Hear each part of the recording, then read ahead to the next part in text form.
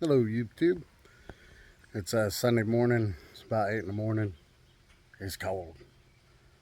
But I thought since I made so many mistakes on the grounds on this car for that 5.3 swap, I figured I'd go over some grounds.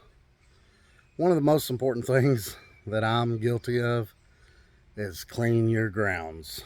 Clean your grounds good. Where it's going to attach to. You got to get that bare metal exposed. After you bolt it back on, after you clean the ground and bolt your wire on and everything like that, you can paint over it, but it's got to be bare metal where it attaches to. I'm really bad for that, and honestly, I don't know if you guys are who have been watching the channel. Um, Austin's car, after we tried to fix the lifters or that click that was in it, um, his wouldn't start, and he had removed some stuff from the dash. And I talked to the guy who traded the car off to. It wouldn't start, and then you'd see a spark from the turbo to the radiator when he tried to start it. So I talked to the guy who he traded that car to, and replacing the starter didn't fix it. So I'm pretty sure that was the issue with his as well. Just like what had happened with that one at the track, it after a pass, the starter started dragging and clicking and wouldn't even turn over. And the reason was the grounds. And I'll go over all that here in a minute. But Chris, I'm terrible at not cleaning my grounds. Chris came over and had to help me with the trailer because I couldn't get half the lights to work. I thought the spot I was putting the grounds looked good, but apparently they weren't, because all he did was take an angle grinder to the area where the grounds are and clean them up real good and bolted them back down, and the lights started working. But the main purpose of the grounds is everything has to make it back to the battery. All the grounds that need grounded have to make it back to the negative side of the battery. So like on this trailer, this grounds out the trailer. This went to the plug-in, which in turn went to the truck, which wound up making it somehow back to the battery. Now, since that's grounded there, that means the whole trailer is now grounded out through the battery. So the lights, they grounded here. And I thought they were clean enough, and I just bolted them on there. And half the lights didn't work.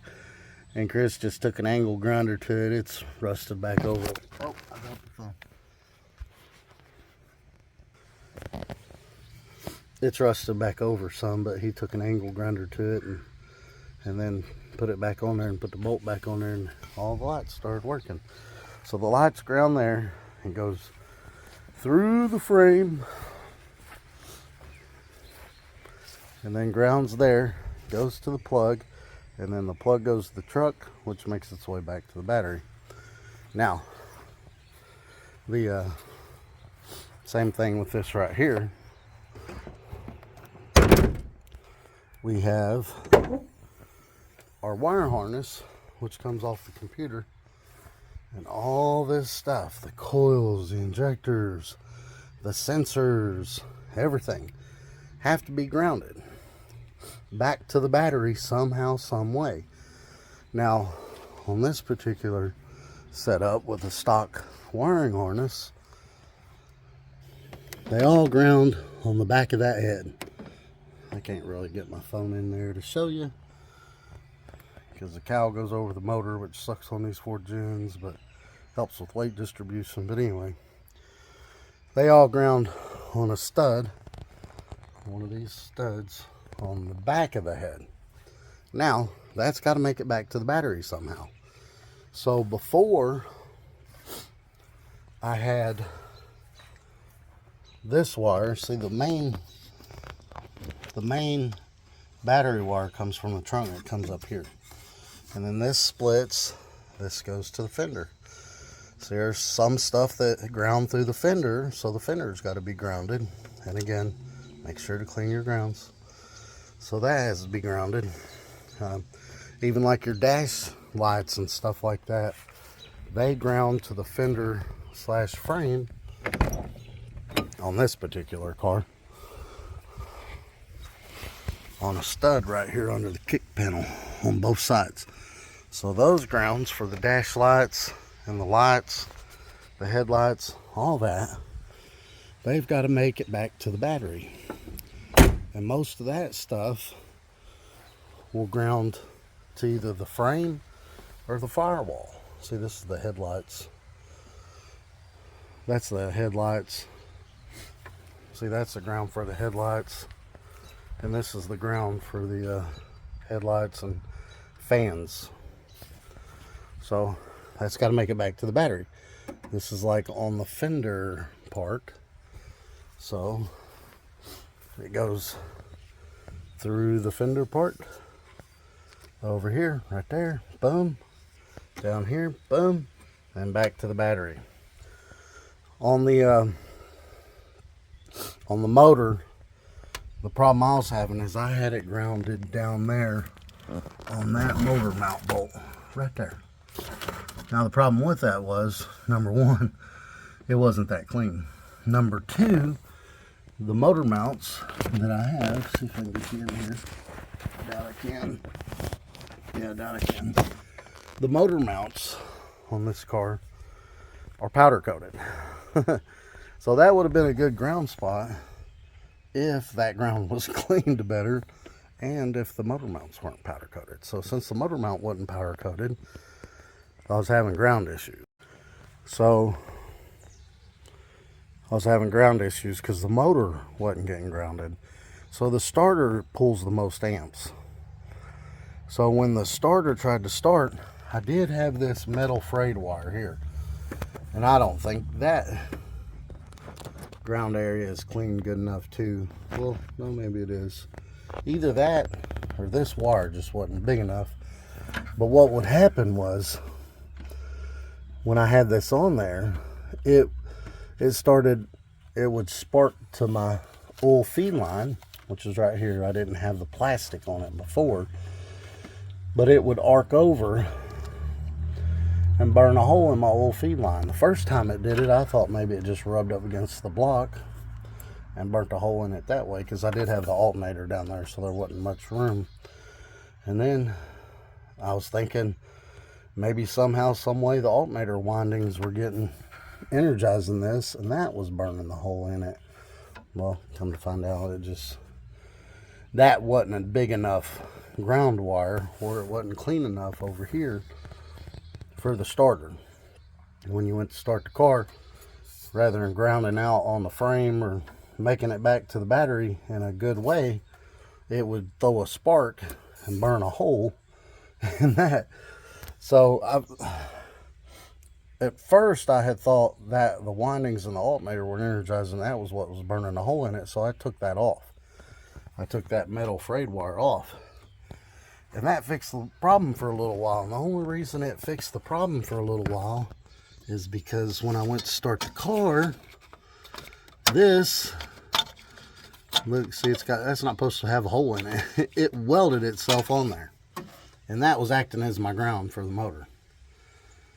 And when I was going down the track, my lights would flicker, my RPM and mile per hour gauges would start jumping back and forth.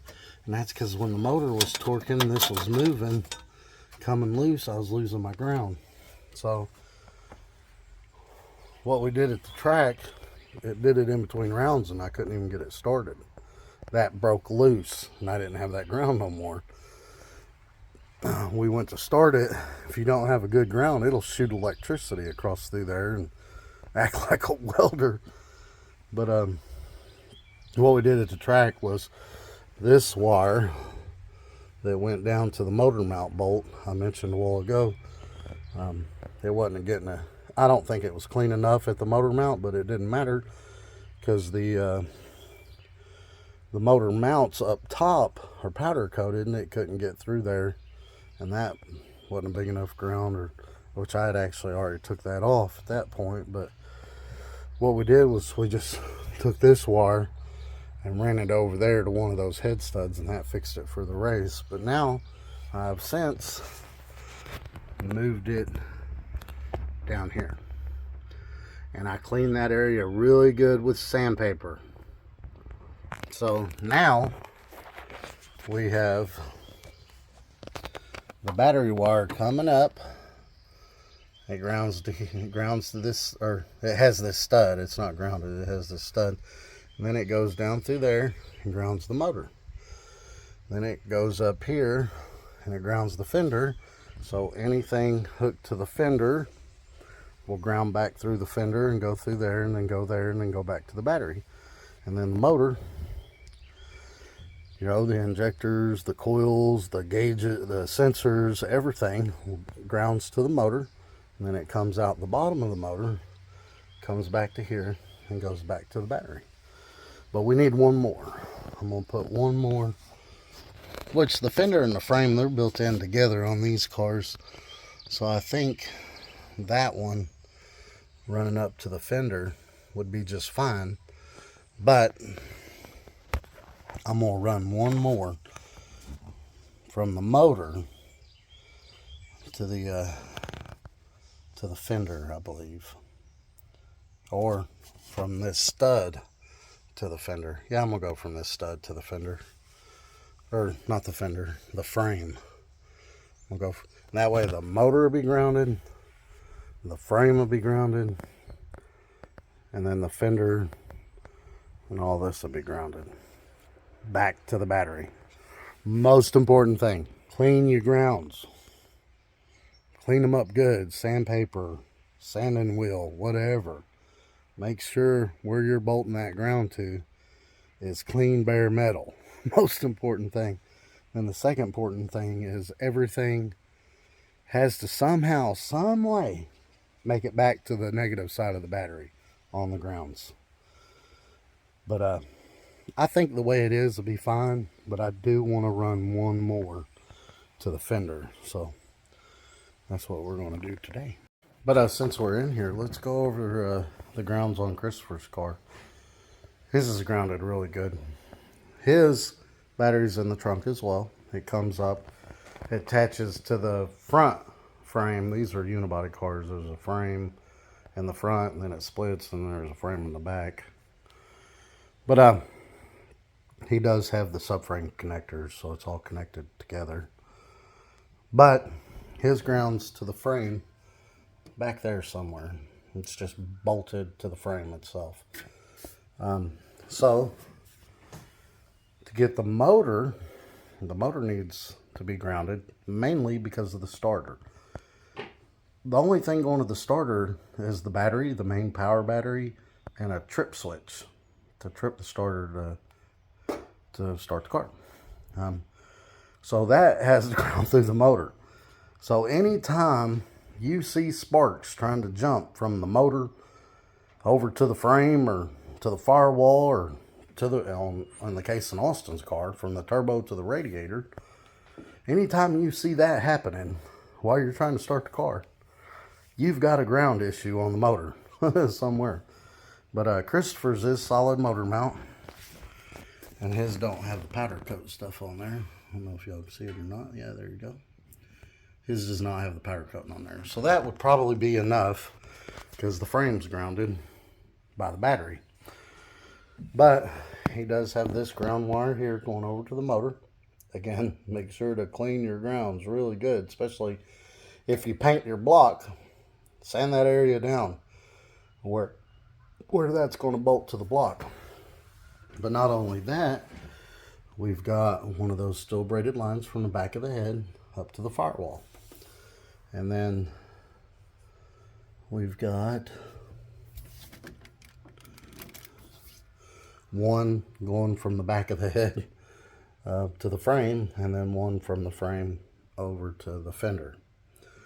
So the fender makes its way back to the battery from here to the frame, and then the frame goes to the battery.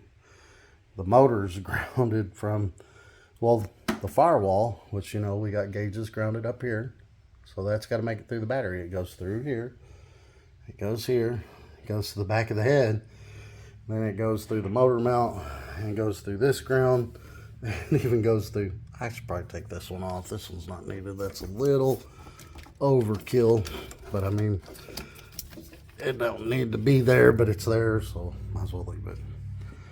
And then anything grounded to the fender, like I think the fans are grounded to the fender. We'll go through the fender, come through here, go through there, go back there, hit the main where it's got the battery bolted, then go back to the battery. But yeah, if your starter is dragging, check your motor grounds. Make sure the motor is grounded in a manner that it's making it back to the negative battery somehow, some way, and all the grounds are clean at the connection points. Like right here, where this, I painted over it. This, I cleaned this really good, or he did. He put this on there. And then he bolted it down, then he painted over it. Same thing over there. Make sure the surface that bolts to is very clean. And if your starter's dragging, and if you see sparks shooting from, like say the starter was dragging and sparks were shooting from here, I would know that the motor is not grounded good enough. Like on Austin's car, I should have known that. His was arcing from the turbo to the radiator, which luckily didn't burn a hole in the radiator like it did my old feed lines. But that tells you right there. And he did have a ground wire, Austin did, from the power block that he ran the battery to over to the frame, or over to the motor. But obviously that ground was not clean enough, or it had came loose. So we should have checked that. But anyway, it's all got to make it back to the battery. And the grounds, the area that you put those grounds at, have to be clean. Bare metal has to be showing there. Once you get everything bolted down, then you can paint over it. But the area it bolts to has to be very clean. Also, the more amps that the items on that ground demand, the more amps demanded. Like for the motor, the starter pulls a ridiculous amount of amps.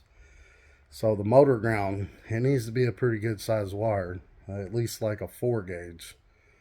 And the longer the wire, which we learned, if y'all watched my losing voltage to my surge tank video, you'd know, you'd learned like I learned, that the longer the wire, the bigger the wire has to be. Because like if you only use like 2 foot of wire, like for 20 amp, something that's only going to pull like 20 amps, you probably only need like a, let's say a 12 gauge wire. I'm just off the top of my head. Now, if that same wire has to be 20 feet long versus 2 feet long, so 2 feet long, 20 amps, just off the top of my head, I did post a link where you can go to and put the volts and the length of the wire and the size of the wire, and it'll tell you what size wire you need for that many volts and amps and the length of the wire. It'll tell you what size wire you need. If you go back and revisit that video, it's the losing power to my surge tank or something like that. But if say 2 feet, 20 amp, and just off the top of my head, this ain't the exact numbers, so don't quote me on it, but 2 feet, 20 amp, you'd probably only need a 12 gauge wire. Now, if that same wire is 20 feet long, you're probably going to need like at least a 6 gauge wire. So the smaller the number, the rounder the wire. So like that's a 4 gauge wire.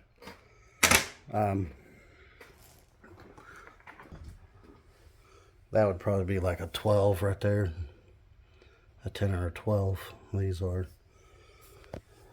That's probably a 0 gauge wire. 0 gauge, it's kind of different. You got 0, double 0, triple 0. The more zeros, the bigger the wire. But the smaller the number, the bigger the wire. Like a 20 gauge wire, it's little bitty. Yeah, let's see. Like these wires here, they're probably 20, 24 gauge. But yeah, the longer the wire, the bigger the amps that it pulls, the bigger the wire you need. And then the longer the wire you have, it even needs to be bigger. But yeah, let's make a wire to go from that ground block over to the fender. I don't think we need it, but why not? Or not the fender, the frame.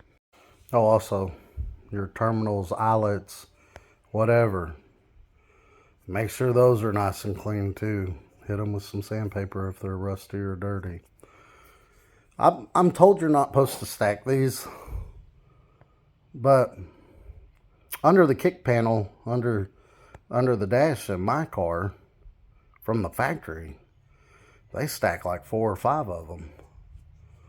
Plus the stock wiring harness on my car, where it bolts to the back of the head, they stack like 4 or 5 of them. So, I mean, if you're stacking them, definitely make sure these are clean, because if this is dirty and you stack one on top of it, it's not going to get a good ground. So yeah, clean, clean, clean, clean. Sand it, hit it with a wire brush, sanding wheel, whatever. Just make sure everything's connecting to bare metal. All right, there we go. Made my wire with just that little eBay crimper tool and some eyelets I bought on eBay. And then I cleaned that up real good, so it's showing bare metal. And now I'm gonna run it from here over to there. That way the frame is grounded out. The fender's grounded out up here, and then the motor's grounded out across through there. And that should be it. So everything on the motor is going to ground through that wire and go back to the battery.